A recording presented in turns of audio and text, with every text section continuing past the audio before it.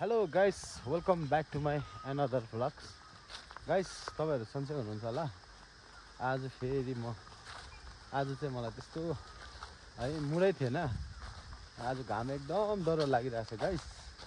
अनि अब भने चाहिँ आज हाम्रो यस्तै हल्का प्लानिङ भयो। हामी यसो भाइहरूसँग हल्का भिलेज टुर है अनि जाने हामीले यहाँनिर चाहना गरिरहेछ। अन्त भाइहरूले पनि जाउँ भनेर भन्दाखेरि अन्त हामी चाहिँ लाग्दैछ गाइस। हामी भने चाहिँ अहिले भर्खरै अब घरबाट हिँड्नु लागेको। आज एकदम बेसी घाम छ गाइस। अनि यो घाममा है साँप पनि निक्लिने डर छ गाइस। तर पनि हामी जाने है। आज चाहिँ गएर हल्का रमाइलो गरिदिउँ भनेर चाहिँ जानेछौँ गाइस। र आज चाहिँ मेरो हल्का जिन्दगीसँग कनेक्ट भएको कुरा पनि तपाईँहरूलाई देखाउँछु गाइस। हेर्दै गर्नुहोस् त दादा।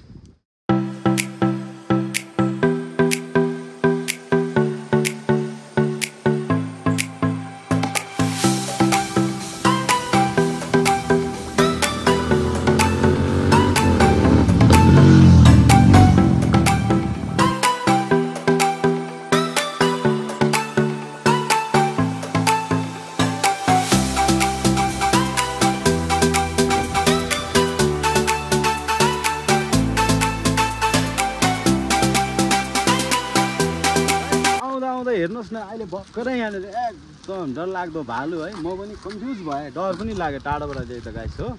अन्त मलाई पनि खुसी लाग्यो। यो जग्गाहरू पहिला यस्तो डरलाग्दो है बन्जरहरू थियो है। यहाँनिर सिरु थियो है यो जग्गाहरू। तर अहिले भने चाहिँ यहाँनिर स्ट्याचुहरू लगाएको छ। ऊ पर पनि है भगवान्को मूर्ति लगाएको छ। अहिले यो जग्गालाई चाहिँ गाइस एकदम दामी बनाएको छ है।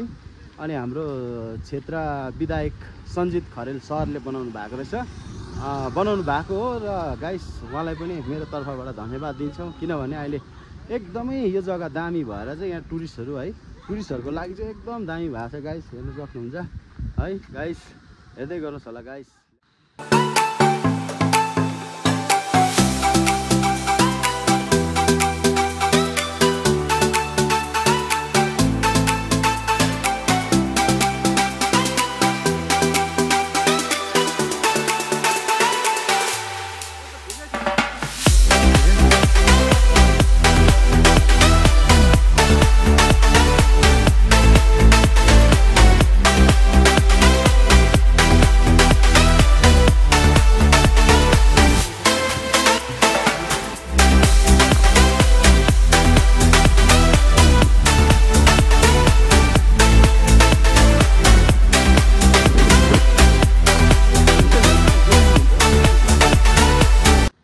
हामी अहिले भने चाहिँ यहाँनिर है यो आले ग्राउन्ड आइपुग्यो।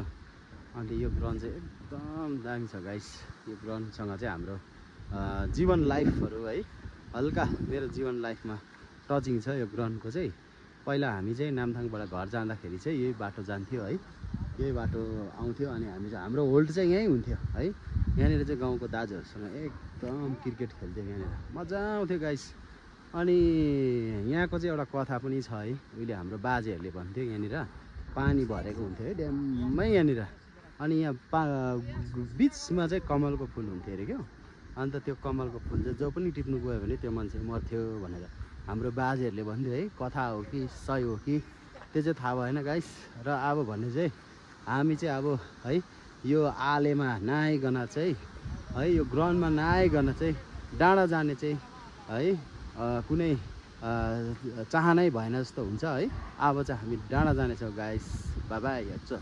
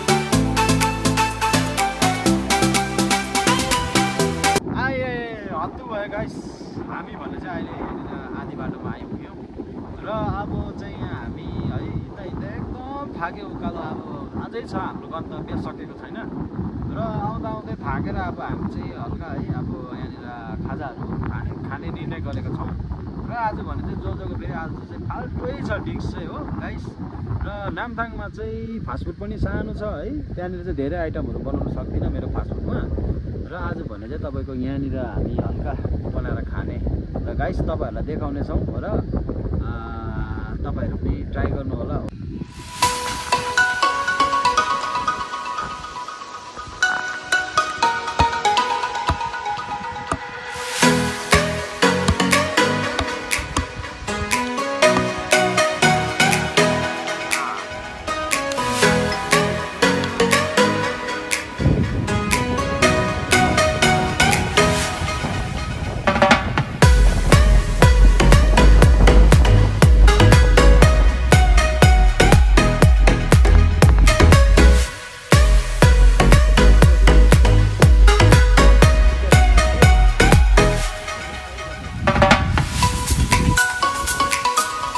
हाम्रो खाजा भने एकदम रेडी भइसकेको छ गाइस। आज चाहिँ हामी चाहिँ सेकुवा खाने है यहाँनिर प्लान गरेको छ। यी सेकुवा एकदम पाकिसकेको छ, हामी चाहिँ खाइरहेको छ है गाइस। हाम्रो भाइहरूले पनि खाइरहेको छ, यहाँ पूजा भाइले पनि खाइरहेको छ है।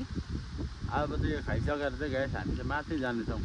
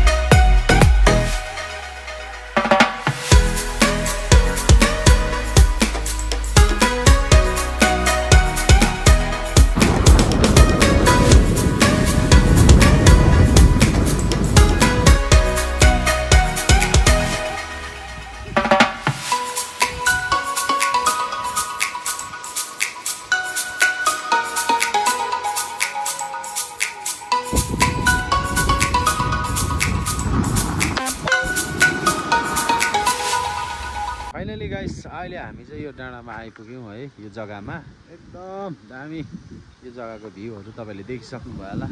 यति मजाको भ्यूहरू थियो यहाँनिर है गाइस।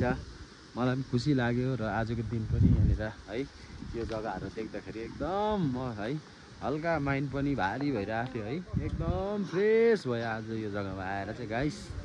र तपाईँहरू पनि जो कोही पनि आउनु चाहनुहुन्छ भने गाइस यो चाहिँ तपाईँको साउथ सिक्किम है नामथाङ आले हो र तपाईँहरू आउनु चाहनुहुन्छ भने चाहिँ यहाँनिर एकदम भ्यूको मजाहरू उठाउन सक्नुहुन्छ।